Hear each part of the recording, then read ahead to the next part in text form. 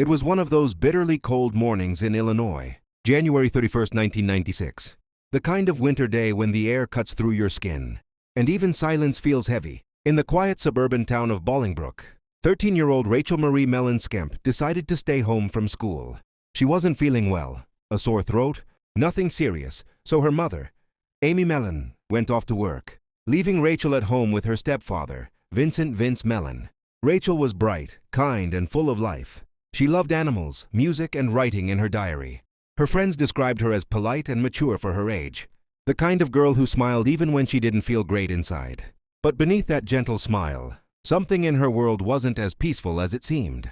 And soon, the truth would begin to unfold. That afternoon, Rachel lay curled up on the couch in her room, wrapped in her blue blanket, resting with her two favorite pillows.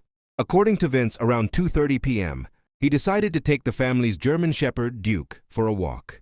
He claimed Rachel was asleep when he left. It was below zero that day, the kind of cold that freezes your breath mid-air. But Vince said he took Duke to a nearby park anyway. He said the dog slipped his leash to chase a rabbit, and that it took him around half an hour to catch him and return home. When he got back, Rachel was gone. Her coat was still in the house. Her shoes, her purse, her school books, everything. The only things missing were the blue blanket and the two pillows she had been using. And that single detail would go on to haunt investigators for nearly 30 years. That evening, Amy Mellon returned from work, expecting to find her daughter resting. But when she called out Rachel's name, silence. Her room was empty. At first, Amy thought maybe Rachel had gone to a friend's house, but none of them had seen her. Panic set in, and the family called the police. Officers searched the neighborhood that same night. They questioned neighbors, combed through yards and parks, even brought in dogs. But what they found was strange. There were no footprints in the snow, not a single one leading away from the house. If Rachel had walked out on her own, there should have been tracks, but the ground was untouched. It was as if she had vanished into thin air. As hours turned to days, detectives began to suspect foul play. Rachel had no history of running away. She loved school, her friends, her family, and she had left without her winter coat, something no one would do in weather that cold. All eyes turned to one person, the only one home that day, Vince.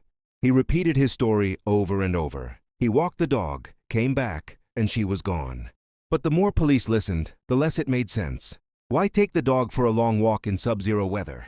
Why no tracks? And why did her bedding disappear? And only her bedding?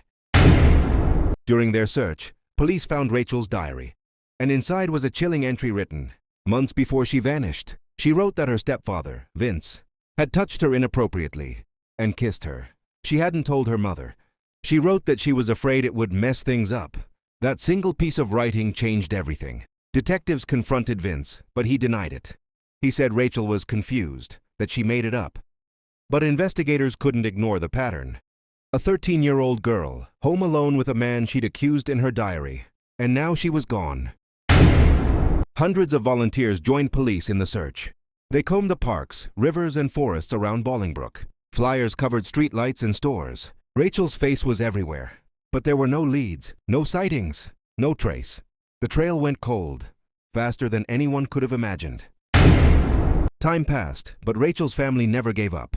Her biological father, Jeff Skemp, became the loudest voice fighting for answers. He built a website. He posted flyers, photos, anything that might bring her home. In 2000, the case was reopened. Vince was brought in again, gave DNA, hair, and blood samples. A grand jury was called, but still, no charges, no body, no evidence strong enough to hold. Investigators did reveal something, though: Vince's criminal record, domestic battery, theft, and a history of violent behavior. He failed lie detector tests, changed details of his story, but with no physical proof. The law could do nothing. Decades later, the questions remain.